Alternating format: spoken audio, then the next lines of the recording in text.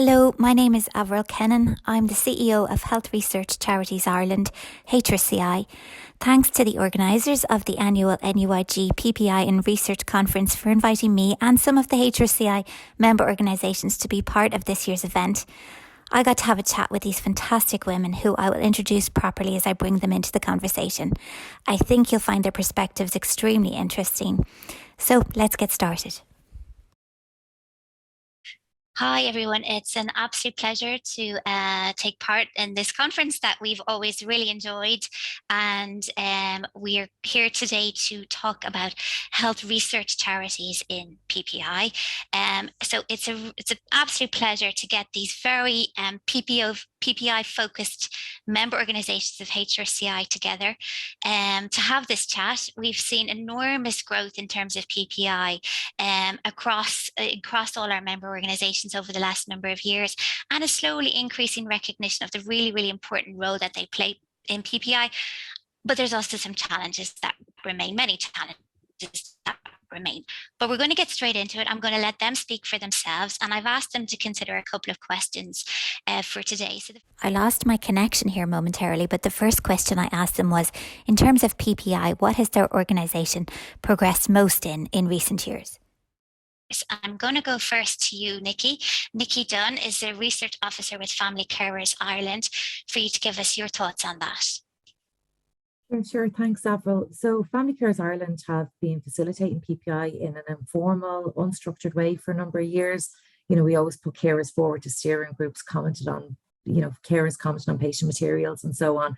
We're working with PPI Ignite, and becoming a member of HRCI has led to the development and implementation of a more structured way of working. So in 2020, we established a family care, public and patient involvement panel, and we deliver training and capacity building for a small number of family carers interested in getting involved.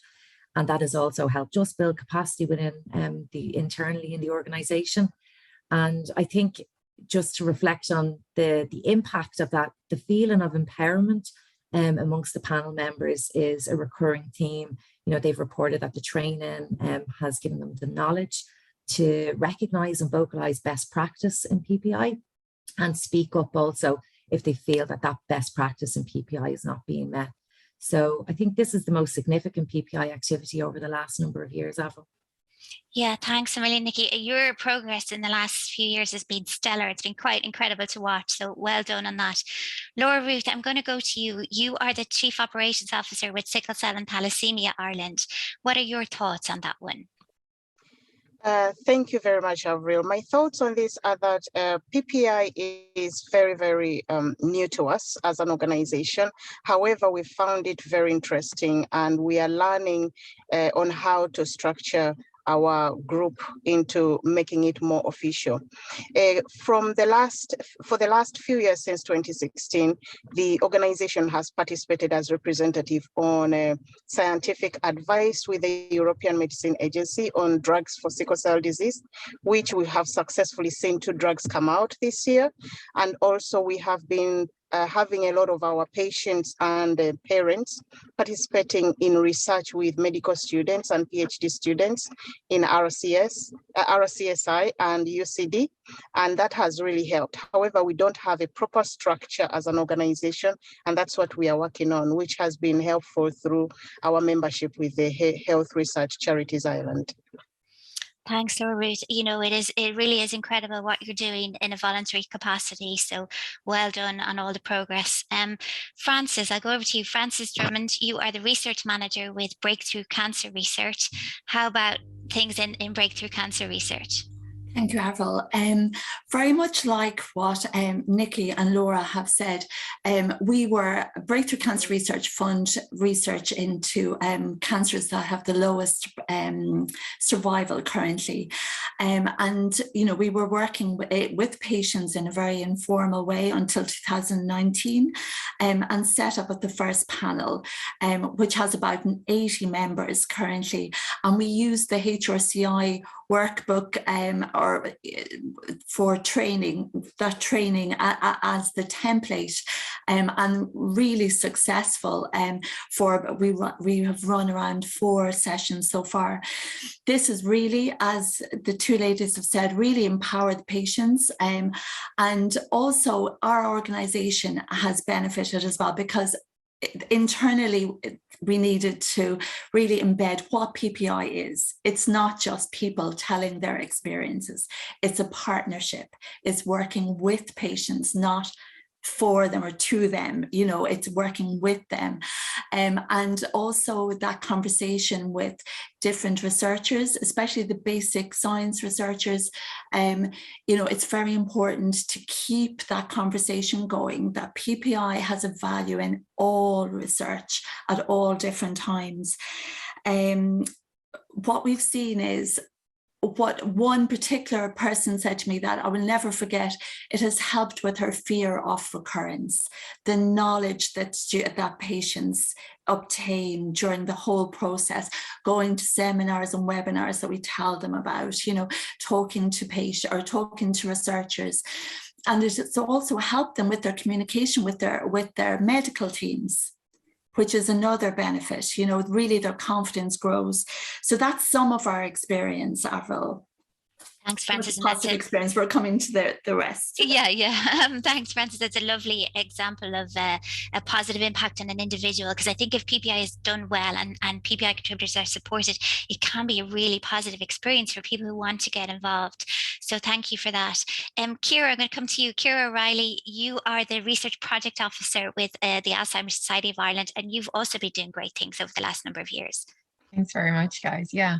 The Alzheimer Society of Ireland supports the members of the Dementia Research Advisory Team to contribute to research here in Ireland and internationally as co-researchers, as advisors. So since the inception of the Dementia Research Advisory Team in April 2019, these experts by experience, they've worked relentlessly to ensure that the voice of the person living with dementia, as well as that of family carers, is at the heart of dementia research. In their PPI capacity, the members of the Dementia Research Advisory Team, they share their time, their knowledge and their insights. When we consider what the ASI has achieved in relation to PPI in the last number of years, we really need only to look to the members of the Dementia Research Advisory Team.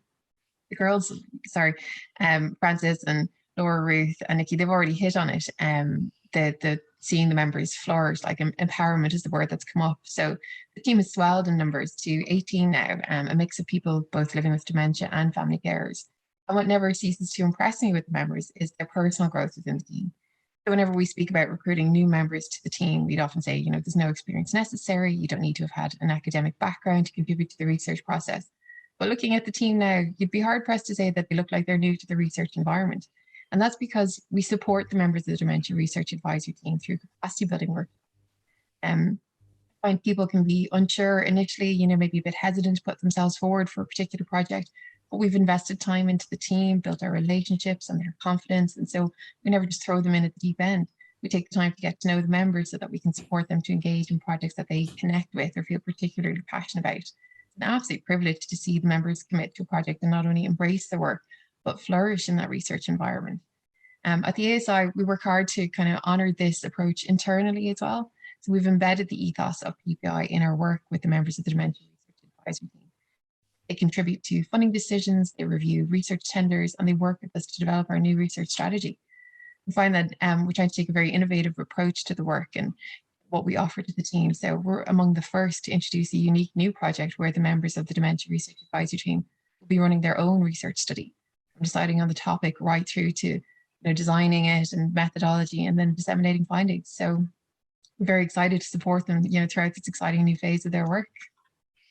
Thanks a million for sharing that, Cíara. And, it's great to see. And again, huge progress in the last few years. And I know a lot of the other members of our PPI Shared Learning Group in HRCI have looked to you to see how you've managed to shape that and all the work that you've done. Claire, I'll go over to you last, but definitely not least. Irish Cancer Society have been a leading light in PPI over the last few years as well. And you're the research manager with them. Yeah, and similar to other partners on the call, we have very kind of similar backgrounds. So we're the largest voluntary funder of cancer research in Ireland. So we fund lots of patient-focused research, specifically in translational lab-based sciences, clinical trials, and survivorship research. And we really have worked hard since 2018 to try and embed the patient voice into our research process. Now it's great to see we have approximately 50 trained PPI contributors in the Irish Cancer Society. So these are people affected by cancer in some way, be that patients, family members, carers, friends. And all of these people are involved in the review of all of our research applications that we get in. So they partner with our scientific reviewers and help make an equal decision on who we should fund, which is great. And, one of the really brilliant things to see is that now a lot of my panel have been empowered and had the confidence to be cancer research advocates. Be involved and embedded within the research community, which, was really powerful to see this relationship between the researchers and the patients grow. It's definitely something that we in the Irish Cancer Society are very proud of our researchers and our patients that are so willing to work in partnership together. It's been just a joy to watch that over the years, Claire. So well done on all of it. Now, we didn't want to leave people with the sense that this is all rosy in the garden. It's the same as for all others who are involved in PPI. This is challenging. It can be really hard at times for many different reasons. And so I'd ask the group here to think a little bit about what is the key challenge that they're facing at the moment now in 2022. And so I'm going to go to you all again to share a little bit about that with us.